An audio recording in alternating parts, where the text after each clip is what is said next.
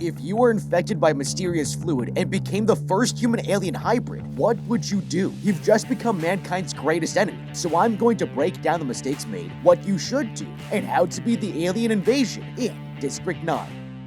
This man is about to become the world's most wanted criminal. Conducting an interview regarding alien affairs, this nicely dressed man Vicus explains that he's in charge of maintaining stable relations between humans and aliens. His subordinates detail a history of the alien invasion. At first, the alien mothership landed right above Johannesburg and hovered over the city for months on end. The South African government decided that they have no option but to physically cut open the ship themselves. Entering the ship, the excavators found something that will change the world forever. They point their flashlights to find thousands of alien creatures trapped in the mothership. With no idea what to do, the government put the aliens into a temporary camp, but the camp soon turned into a militarized slum, and the chaos of District 9 began. It was costing a fortune to keep them here, and the aliens began to be shunned by humans, becoming a nuisance to the general population. Inside the camp, task forces continued fighting weapon caches, and the crime within District 9 started to increase. After 20 years of constant turmoil, the locals demand that District 9 be moved away from the city and heavily policed. However, the South African government needed a little more help. They enlisted the aid of an organization called Multinational United, with the goal of moving the alien camp 200 kilometers outside of Johannesburg. The MNU decided to have every single alien sign a waiver and evict them from their old residence within 24 hours, assigning Vicus here to deal with the unruly aliens. Using heavily armed forces, the military gets ready to take the immigrants out. Vicus explains that the aliens don't understand the concept of ownership, meaning they'll have to show a display of strength if they want them to agree with their conditions. Entering the camp, they're met with thousands of protesting locals, fed up with the crime and disruptions the aliens have caused in their city. The armed forces make their way inside in order to make them sign the eviction notice, but these aliens aren't going down without a fight. They get ready to open the doors and face the dangerous creatures head on, when suddenly all hell breaks loose. They narrowly miss gunfire and see this alien trying to escape the armed forces. Vicus knocks on one of the aliens' doors and tries to get a signature from the creature. It throws the eviction notice on the ground, and they soon begin to realize this is going to be much harder than they imagined. They then walk over to another alien eating the armored vehicle's tire. A soldier prods the alien, trying to get it to stop. That's when the creature kicks the soldier away, throwing him into the air and dismembering his arm. Hearing the commotion, more aliens appear to see what's going on. Vicus here freaks out and orders the soldier not to shoot, and that's when he throws cat food to distract them, dispersing the horde. Okay, this is the worst possible way to handle this situation. It's been 20 years, and it's already immediately clear that these humans don't know a damn thing about the aliens, even after all this time. On the helicopter ride, Vicus here told everyone that the aliens don't understand the concept of ownership, but as soon as they entered, you can see these two creatures fighting over a rubber tire. Now you might think this is nothing, but it completely disproves his theory. They wouldn't be fighting over something if they didn't both think that they had a claim of ownership to it. What's even worse is that if they really didn't understand the concept, then they would have no problem evicting them because they wouldn't consider the homes in the immigration camp to be theirs even after 20 years. The reason this matters is because if an organization as large as the MNU doesn't understand the aliens even in this very observable characteristic of their species, then it means they've had almost no interaction with them over the course of 2 decades. They have done such a poor job of supervising the situation that even without aircraft, the aliens have managed to smuggle their alien technology into the settlements. This could only have happened when the military was escorting them from the mothership down to Earth. And an oversight like this is a huge mistake. If you look at what these things can do, you'd realize it was an immediate security risk for the entire human race. And with this in mind, we need to take a very different approach if we don't want this to turn into a complete storm. Now, there are some very important observations we can make right from the start. First of all, when they broke into the mothership, we can see that there were literally millions of malnourished aliens that have been trapped on board with no way to survive, but didn't leave for 3 full months. This can only mean that something is wrong with their ship that they can't fix. There's also way too many creatures on board for this to be considered a regular ship that has just gotten stranded. If it's a space traveling craft, it has superior technology, and getting lost, it's not something that would realistically happen. That means this isn't a stranding, this is an exodus. An entire community or possibly even race is represented here, and they might have been sent away here by another race, or have lost their home planet and have nowhere else to turn. This places them as very low in the hierarchy of an intergalactic species, and therefore, we can reasonably assume that nobody is coming to save them. There's no other mothership that's out looking for them, and therefore there won't be any further consequences of wiping this species out. I'm definitely not suggesting genocide here, but if the survival of our entire species is at risk, we have to consider what the most extreme outcomes could be and plan for them before it's too late. If it were me and I was in charge of the operation, instead of bringing them all down to Earth, I would have quarantined them inside of their own ship and brought food up to them. From there, we can search every creature and confiscate their weapons and technology to study so that they don't pose a threat. It would be a lot easier to observe if an alien is trying to escape and come down to Earth rather than spending tax dollars monitoring them from the ground, and it would keep the citizens happy. Then, we study their technology and send up teams to work with the aliens to help them fix their ship, all from their own base. Far fewer resources need to be used with this strategy, and if they had taken these simple steps at the beginning, Vicus here wouldn't even need to be evicting millions of aliens to a remote part of the country. Vicus continues negotiating with the residents, trading cat food in exchange for them agreeing to leave. However, the aliens continue to be extremely difficult to deal with, only responding to extreme force. The MNU detail the inner workings of Nigerian gangsters within District 9, pulling scams with the aliens and causing the settlements even more problems. The scary-looking man Obasanjo leads the gang, and Vicus here tells his colleagues to avoid any contact with them. He knocks on another resident's door and opens the shack up to find a breeding ground for the alien eggs. Amazed, he shows the others how the aliens funnel pipes into their eggs in order to make them grow. He takes the pipes out of the eggs and also shows how they die without constant nutrition being fed to the newborns. He calls over another team to light the shack on fire, killing dozens of their offspring. In another house, these two aliens funnel this liquid into a strainer, dropping it into a special device. They congratulate themselves on 20 years of hard work and handle the device extremely carefully. Realizing there's humans outside, they tell each other to hide it somewhere safe. The alien opens the door, telling Vicus and the others that there's nothing inside. This enrages Vicus's guard, who demands that the alien come out to talk. Meanwhile, his alien buddy moves towards the back of the house. The guard detains the alien, while Vicus looks inside for any illegal items. He checks the walls for any hollow panels and finds a big one right in the center. Opening it up, he discovers the makeshift laboratory the alien set up. He checks every nook and cranny, finding the mysterious device that the aliens were hiding, and inspects it, when suddenly the device sprays him in the face. The man begins coughing violently and tells the camera crew to cut that part out of the video. He suspects that the fluid could be dangerous, and he keeps the device in his Ziploc bag for research. Looking around, Vicus finds more weapons and calls the 1st Battalion to send support. He picks up the large alien rifle and walks outside to confront the creature. He accuses it of being a weapons dealer and tells him that he'll be punished by the 1st Battalion. Hearing this, the alien catches them off guard, throwing the colleague into the shack and going after Vicus. It throws him into a barrel, and an incoming soldier shoots the creature down. The 1st Battalion arrives on the scene, and Kubus here runs over to teach the alien a lesson. He points a pistol at the creature and shoots it in the head. Meanwhile, the alien's buddy watches as his friend is slaughtered and runs off. Kubus calls in emergency services to fix Vicus's wounds, but the man insists that he's alright. His colleague demands that he get treated by a doctor and helps him up. When the medical services patch him up, Vicus comments that the creatures were faster than anything he's ever seen, but the man doesn't realize he'll be joining up with them in order to survive.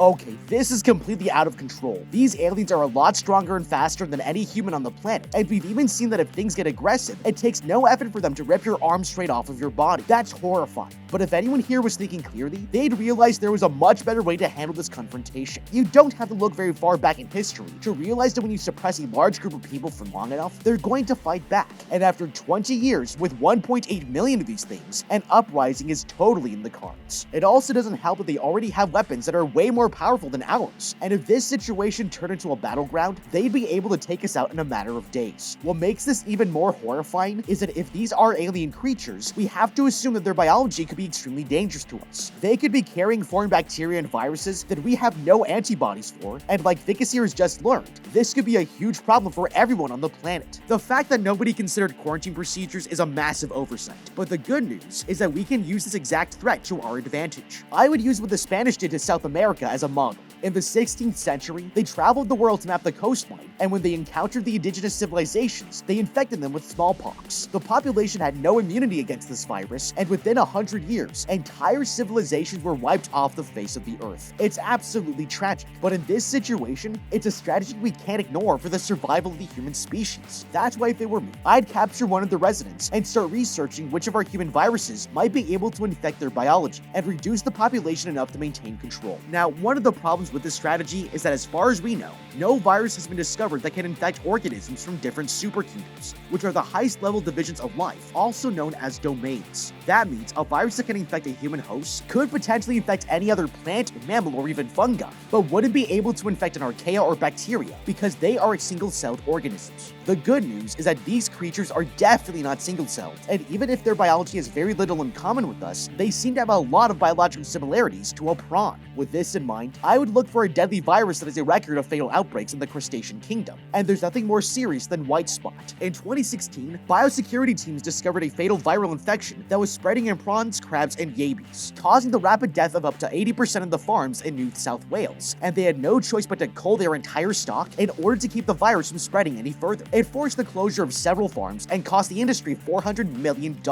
With 20 years to experiment, I would hire scientists to genetically alter the virus to make sure it was able to infect this alien species, so that if things started looking like humanity was at risk, we could infect their population by planting the virus in their food and wait for them to die. It shouldn't be that difficult because we also discovered that they find cat food completely irresistible. So by making sure every can of cat food or tuna had this virus growing inside of it, it would only take a matter of months to clear their species off the planet. Moving on, Vicus continues handing out the eviction notices, finding a child alien outside of the shack. He throws over a lollipop as a gift, but the creature throws it back at him. This angers the man, and his colleague gets his gun ready to shoot. The father walks out and apologizes for his child's actions, but Vicus has had enough. He notes the alien's name down as Chris and orders him to sign the eviction notice. However, this alien is not like the others. He argues that the notice is unlawful and tells them that the contract clearly states he gets 24 hours to make a decision. Vicus realizes that the father is smart and tries to get him to sign through another method. He tells the father that his child playing around the shack with garbage around is a violation of Article 75, meaning that he can legally take the child away. He walks towards the shack, but the father tries to stop him. Vicus tells him to stand down and walks inside, trying to get the attention of his child. Checking out the shack, he finds computer's parts scattered everywhere and is convinced that Chris is conducting an illegal operation. Suddenly, the man begins feeling ill and goes outside to vomit near the shack. Something is happening to Vicus, and it's going to change his life before he knows it. They decide to head back home, and his colleagues question whether or not he's alright. Vicus tells him to pull over at a nearby restaurant to eat, but when he sits down, his colleagues realize there's something terribly wrong. Black fluid drips out of his nose, ending up on his food. Back at work, Vicus begins feeling extremely ill. He walks into the toilet and bites the nails straight off his fingers, and he drives home that night thinking about what to tell his family. When he arrives home, he's greeted by his wife, who's got a special surprise. She welcomes him inside and turns the lights on, revealing his colleagues have organized a party for his promotion. Everyone takes turns on congratulating him on his success, but Vicus's wife is more concerned about the injury on his arm. Later, he blows out the candles and gets ready to cut cake for the guests. However, everyone is beginning to notice something wrong with him. Suddenly, he pukes out black fluid and tries his best to clean it off the table. That's when he falls to the floor unconscious. At the hospital, the doctor cuts off his bandages to take a better look at his injuries, but when he opens up the cloth, an alien hand appears from inside. Vicus begins freaking out, demanding an explanation for what's going on. The doctor tells him to calm down and puts the ventilator on him while he calls for help. His wife notices soldiers running into Vicus's medical ward and runs over to see what the commotion is all about. A soldier stops her from getting closer to the action, and she watches as her husband is taken away in a body bag. They transport him to the MNU HQ, and the medics begin operating on his infected arm. They find the secret device hidden in his jacket, and Vicus here sits helplessly dying as the MNU observes his condition. Okay, these people had it coming to them. First of all, if you were just contaminated by an alien substance that made you puke and drip black ooze out of your nose, the last thing you would want to do is come back home to infect the rest of your family and friends. It's completely stupid, and it should have been immediately clear to the man that he needed to self-quarantine. Now, the problem is that if he reports himself to the medical facility, it's very likely that he's going to be experimented on and lose any control he has over the situation. And that's why if it were me, I would avoid government institutions altogether and seek help from the aliens. It should go without saying that up to this point, we aren't on the best of terms with these people, but the benefit here is that Vicus has a lot of power, and if he gets cured, the man would be in a position to help the alien race escape or even live a comfortable life on Earth, away from the public eye. If anyone has the technology to help us find a cure, it's going to be them, because they know exactly what this black liquid is. They've been scavenging supplies for 20 years to collect it in this capsule, and having a senior official of the MNU under your control would be a major bargaining chip for the alien race if they need to negotiate for their survival. They have every incentive to help us stay alive, and frankly, it's the only move we have if we want to get cured.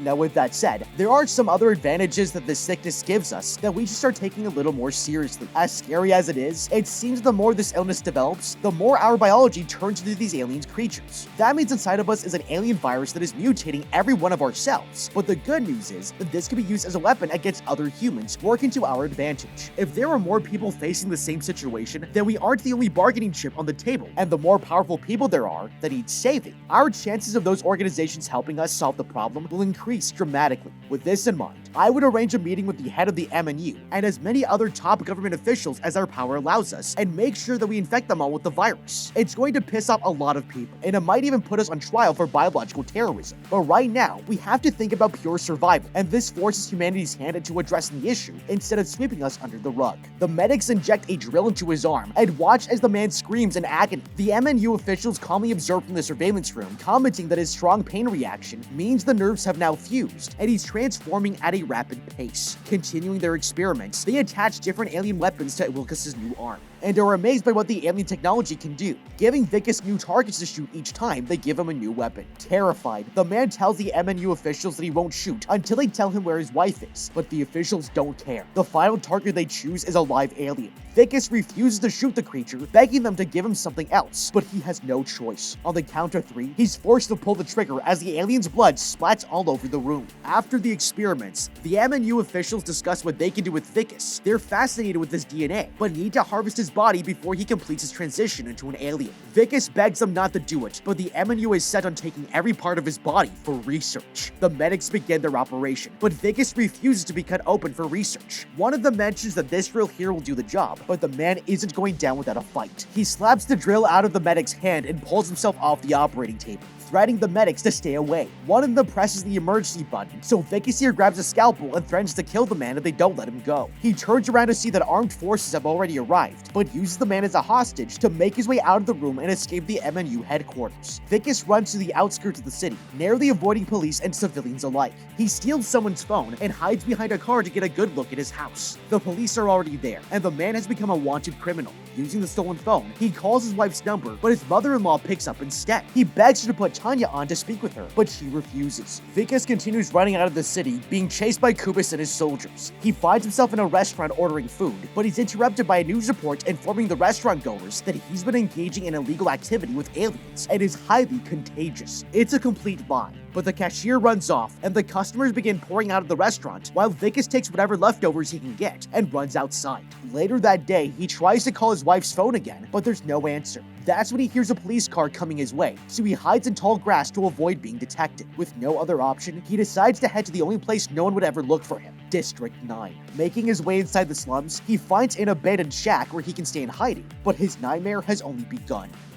Okay, this guy's making a terrible mistake. He's managed to escape the facility, but the problem is that he's now become enemy number 1, and the entire government is after him. It didn't take long for them to fabricate propaganda to turn the public against him, and he realizes his transformation is still valuable. They'll never stop until they capture him again for more testing. To make things worse, it's immediately obvious that the only place he'll be able to turn at this point is right back to the aliens, since he's turning into one, and that means it's only a matter of time before he gets caught again. His mutating genome could be the birth of a multi-billion-dollar industry because these alien creatures are stronger, faster, and have biometric access to their highly advanced weaponry. But as terrifying as this is, it's exactly what we need to be using to our advantage. In any negotiation, it's important to identify what you have that others want and leverage it so that you come out ahead. And that's why if it were me, instead of trying to fight the system, I would volunteer my services to become a super soldier for their cause. Now, this would obviously be a lie, but if the government and MNU agents see me willfully participating in their weapons testing, it's going to go a long way in gaining their trust. I would then suggest to them that since I'm transforming into an alien, this is the best opportunity to become a double agent and enter the settlement compound, gain the creature's trust, and learn more about their secrets and weaponry from within.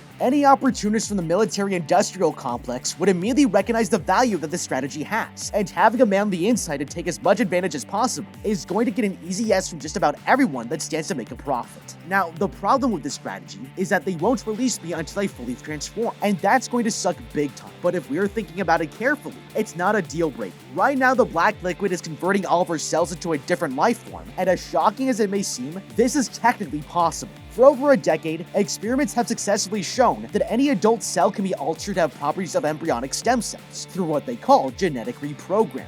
Scientists have used this to turn a normal skin cell into liver cells, neurons, brain cells, and just about anything they want. In other words, if we can fully change into an alien, then it is also a scientific possibility that we can change back. The aliens already have the technology to achieve this, so we need to be using our new biological traits to our advantage, earn enough trust to gain an alien weapon, keep our leverage as the cash cow of a new billion-dollar industry, and play both sides against each other until we have enough autonomy to get what we want. With almost 2 days since his initial exposure, he wakes up in a shock and walks outside to get some food. He lines up at the meat sellers, but their goods are too expensive for him to afford. He decides to get cat food instead and eats the entire can before throwing it away. Suddenly, he spits out a tooth and realizes that his transition into a full-blown alien is coming sooner than he thinks. That's when he gets a call and picks up to find out it's his wife. However, she's not calling him to come back. Vicus insists that he didn't have relations with an alien, but his wife doesn't believe him. He tells her that he's going to fix his arm, and they can live as normal once again. But his wife tells him not to come back and hangs up. Hearing this, he goes back to the vendors and steals a hatchet. He runs to a secluded location and gets ready to cut his arm off, but can't put himself through it. Suddenly, he sees MNU soldiers headed in his direction. He makes his way into a nearby shack and finds the same father and son that he tried to evict earlier.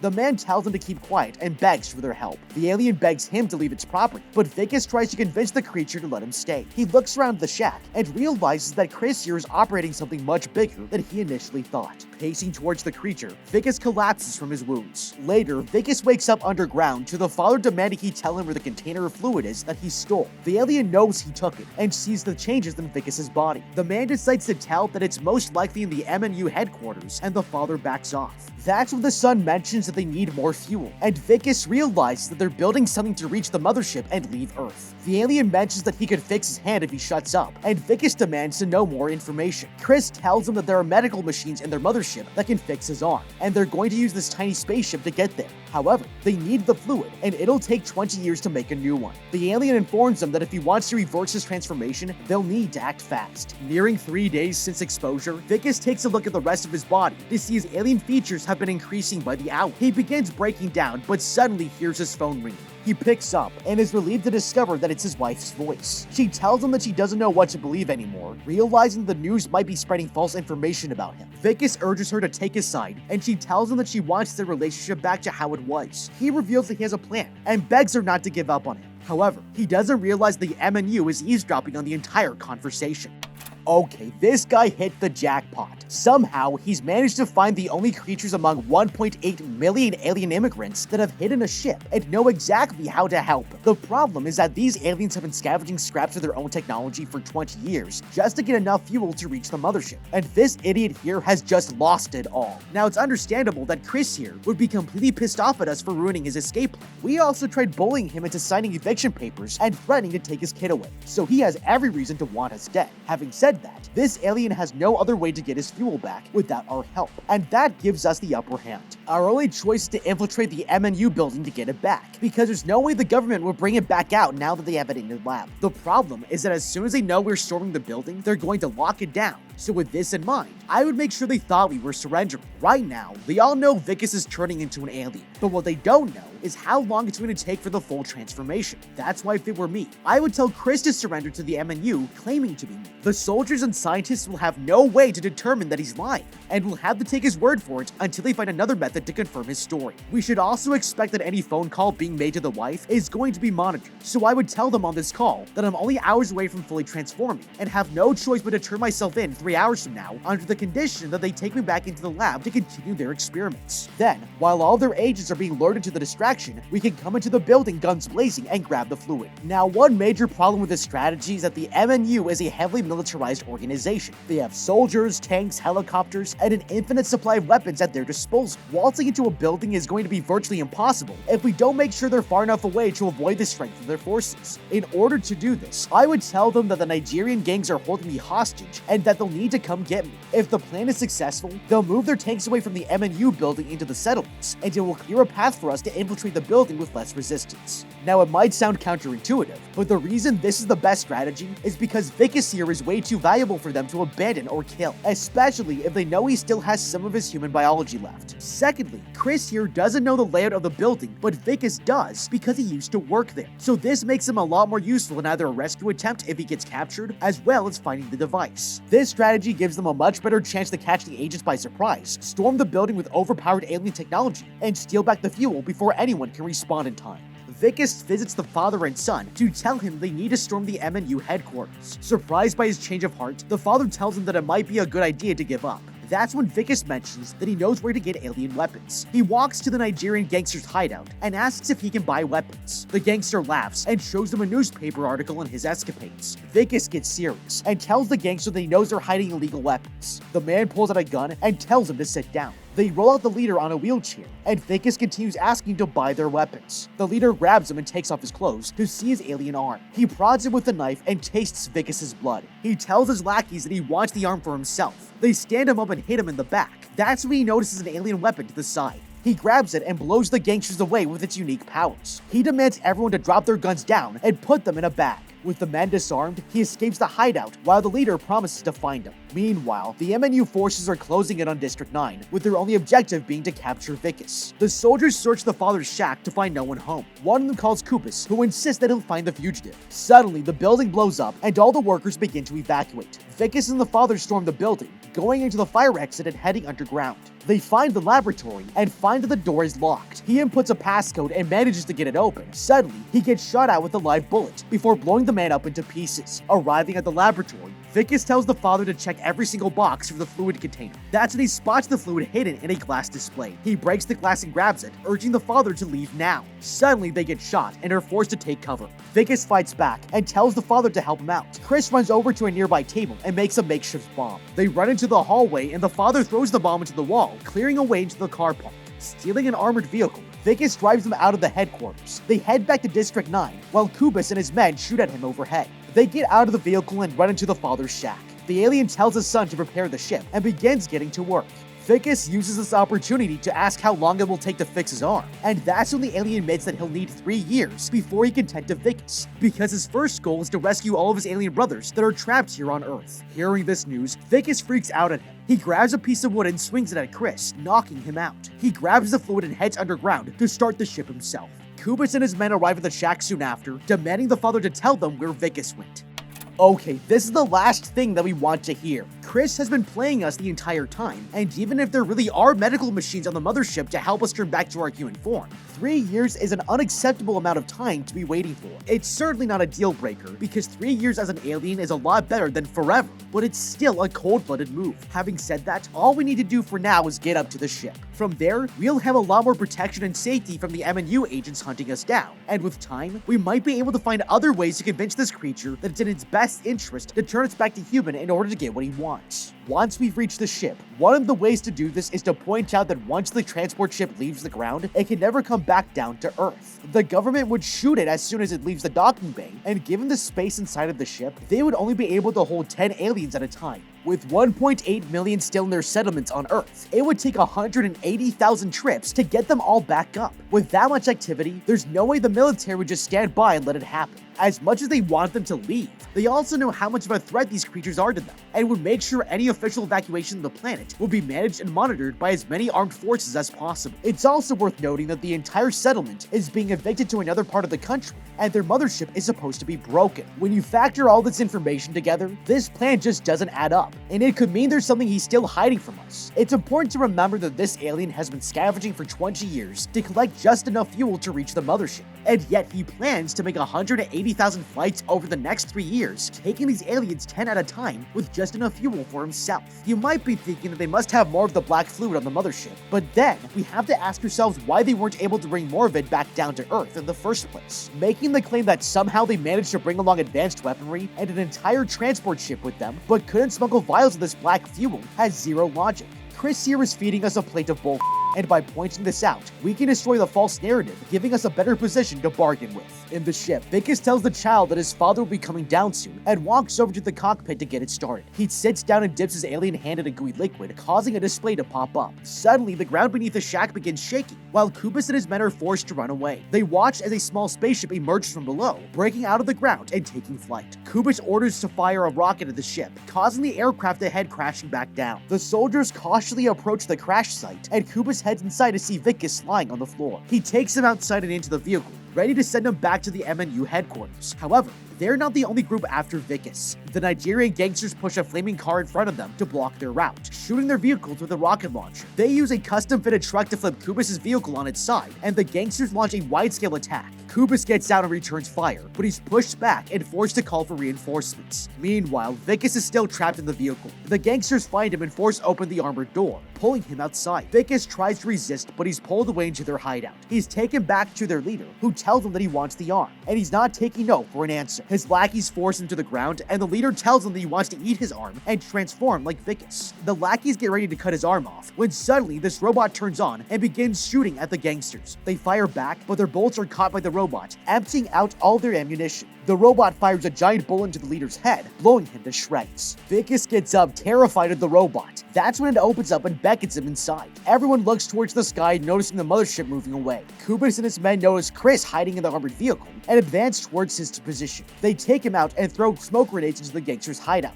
The man realizes that he needs to enter the robot, forcing himself out of the hideout. The soldiers shoot at him, but their bullets are no match for the giant. Kubus knows that Vicus is inside and keeps the father hostage to make him stand down. He decides to run away, leaving Chris to the hands of the soldiers. In the machine, he hears the soldiers mention they're going to kill the father. Suddenly, a bullet hits and kills one of the soldiers. Vicus here runs back to save the alien. Kubus runs off, and Vicus tells Chris to follow him. They run through the soldiers, getting shot at from every direction. Suddenly, a heavy artillery sniper shoots at Vicus, damaging the machine. He shoots back, killing the soldier, but the robot is on its last legs. It collapses after a few steps, and Vicus here tells the alien to go ahead and find his child. Chris promises to come back in 3 years and runs off. Vicus makes his final stand, killing dozens of soldiers as his robot machine slowly begins to break down. That's when a giant light appears from the mothership, sending Chris's ship up into the air. Kubus fires a rocket launcher onto the robot, and a car drives itself into Vicus, setting him down for the last time. He ejects himself and falls to the ground, while Kubus here walks over to his injured arch-nemesis. He points his gun at the man, when suddenly a group of aliens surround him. They jump on Kubus, protecting Vicus from certain death. That's when he sees the mothership moving for the first time in 20 years and breaks down in exhaustion. He has no idea if he'll ever be human again and has learned a valuable lesson: